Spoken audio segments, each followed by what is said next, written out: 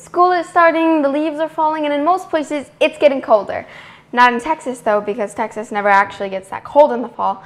But that doesn't matter, because I am happy to announce that today, September 22nd, is officially the first day of fall, and I am so excited because I love fall so much. I love all of the good food and all of the smells, and so I thought, what better way to start making fall recipes than with a pumpkin-flavored dessert. I'm Haley, and today I'm making pumpkin cupcakes with cream cheese frosting.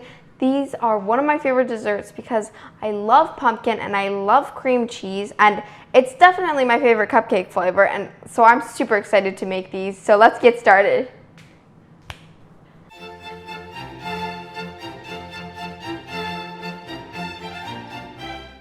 Okay. So this recipe makes 24 cupcakes, but if you don't want that many, you can just half the recipe.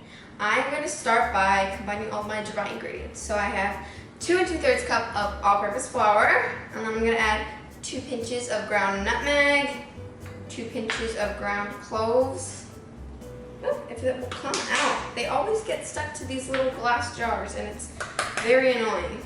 And then I have 1 teaspoon of cinnamon, ground cinnamon of course, and 1 teaspoon of table salt, and 2 teaspoons of baking powder,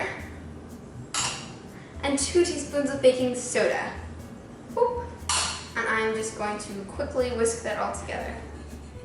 You'll notice that I'm not wearing my apron today, and that is because I wanted to show off my fall sweater, which I'm now realizing is not that orange, because you can compare it to my pumpkin here, and this is orange and this is kind of like a pale orange, but I still wanted to show off my fall sweater, and so I'm not wearing my apron.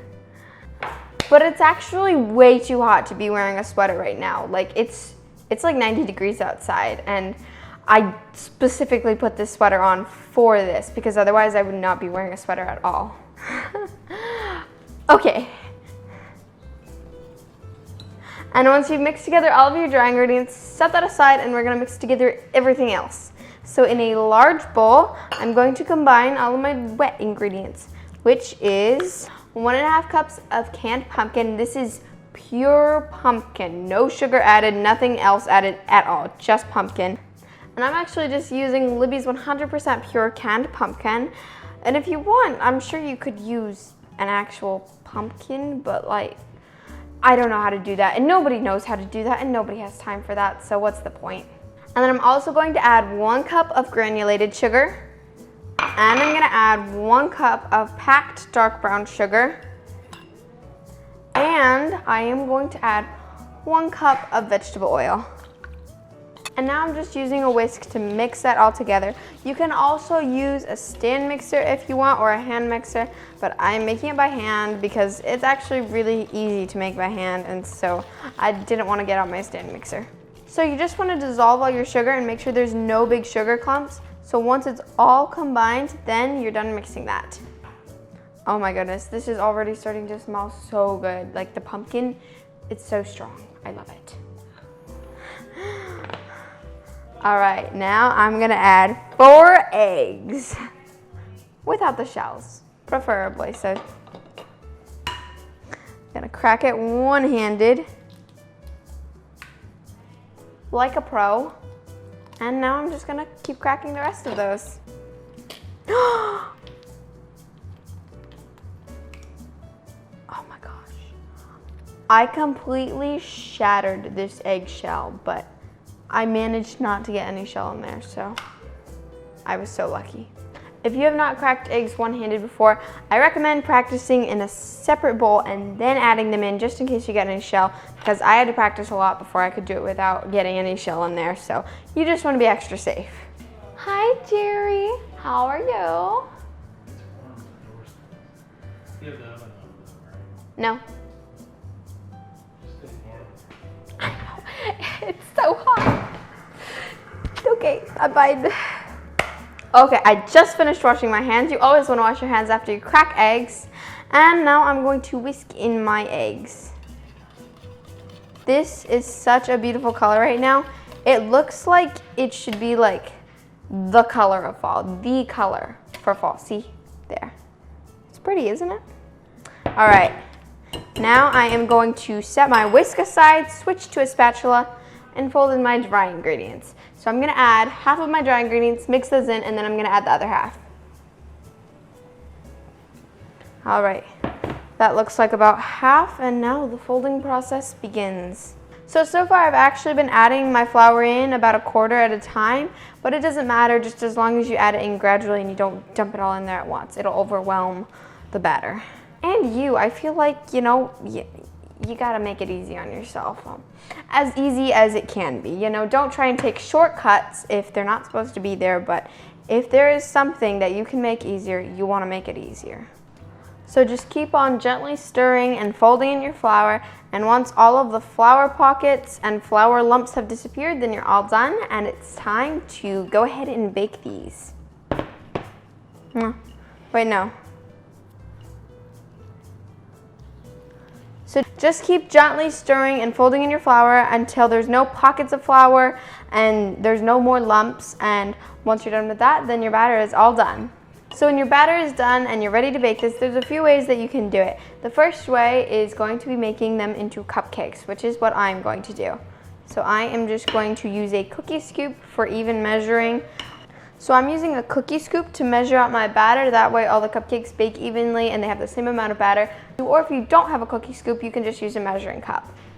All right, I'm done filling my muffin cups with batter, and I fill them about 2/3 full, but if you do a little more or a little less, it's okay, just as long as yours are all the same size, because you want to make sure that they bake evenly, and for them to bake evenly, they need to be all around the same height and have the same amount of batter. So just try to make it as even as possible. And now I'm going to shake out my pan a little to even out the batter. This is kind of optional. I just like to do it for a little reassurance. It's a personal problem. And now I'm gonna bake these. My oven is preheated to 350 degrees Fahrenheit, and I'm gonna bake these for about 16 minutes or until a toothpick comes out with moist crumbs, but not raw batter, okay? We don't want raw cupcakes.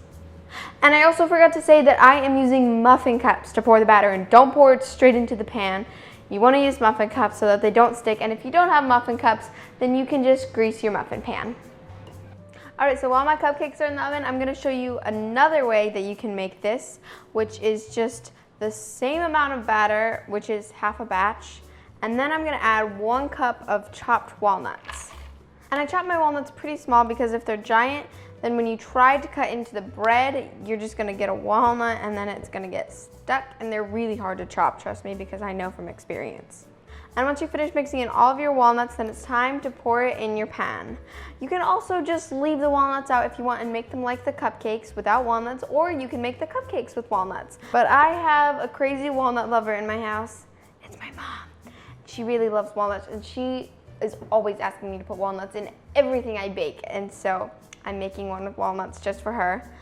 And I'm gonna be making mine in my beautiful Emily Henry loaf pan. I just got it and I'm super excited about it because I have never had a loaf pan before, but I've made 2 loaves of bread in it so far and they've turned out beautiful. And so I've just been trying to bake anything I can in here. Right before you pour your batter in there, make sure that you grease it because that is a very important step. And if you don't grease it, things could not come out of the pan, and that would be very upsetting for all of us, I know. Ah! Poor pan. Now I have my greased pan, and I'm going to pour my batter in there. All right, I'm done pouring my batter into my pan, and now I'm ready to bake it. It looks very extremely full, but it's okay, don't worry about it. But I am going to place my loaf pan on another baking sheet just so that I can pull it out in and out of the oven easier, and in case it leaks over the top and like overflows. It probably won't, but just in case, we're being on the safe side. All right, now I'm ready to bake this.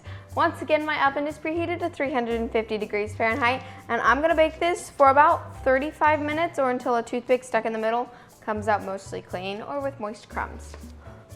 All right, my cupcakes just came out of the oven. It's been 18 minutes. I'm gonna test one in the middle. It came out clean, so you don't wanna bake it any longer after this. Now I'm just gonna let these cool completely before I frost them. If you don't wait to let them cool, then you're gonna have a mess because all the frosting is going to melt everywhere. So set these aside and just be patient. Okay, my cupcakes are completely cool, and I mean completely cool. They should feel like cold. You do not want them warm at all because the frosting will just run off the sides and then it just ruins the whole cupcake. I mean, it doesn't really ruin the taste, but it ruins the look, and so you really don't want to do that. I know from experience. All right. Ah! I did not just drop that.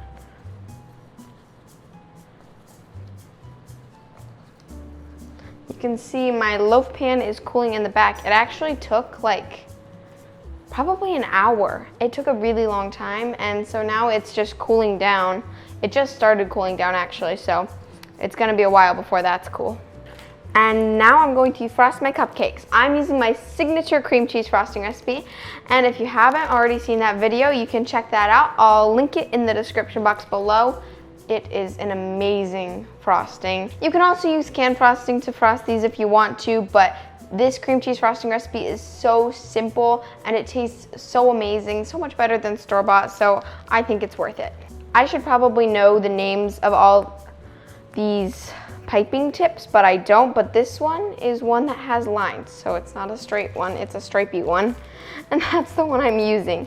So to frost these, I'm going to do just one dot in the middle, squeeze it out, and then I'm gonna frost around and around and around and around and around and around and around and around. Keep going around and round and round and round and round until you get to the top, and then it's a pretty little swirl.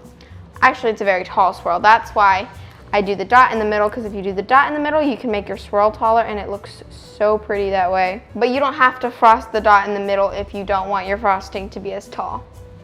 And if you're using a piping tip and the lines from your piping tip aren't showing up, it probably means that your frosting is too runny, so you can just stick that in the fridge for like 10 or 15 minutes, and then it should get colder, and then it'll be easier to frost with.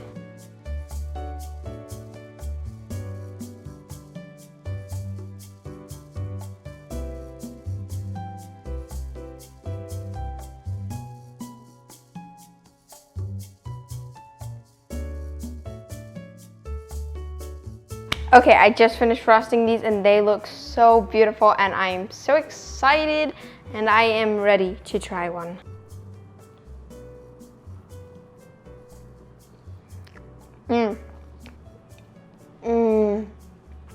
These are so super moist because of the pumpkin, and the pumpkin flavor and all the spices are amazing.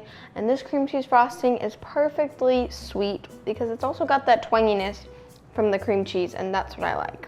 Comment down below what you're doing to get ready for this fall season, and let me know if you ever make these, because I want to know, and I want to know what you think. And please don't forget to share my videos with all of your friends and family so they can see these amazing cupcakes and hopefully decide to make them, because I'm telling you, they are to die for.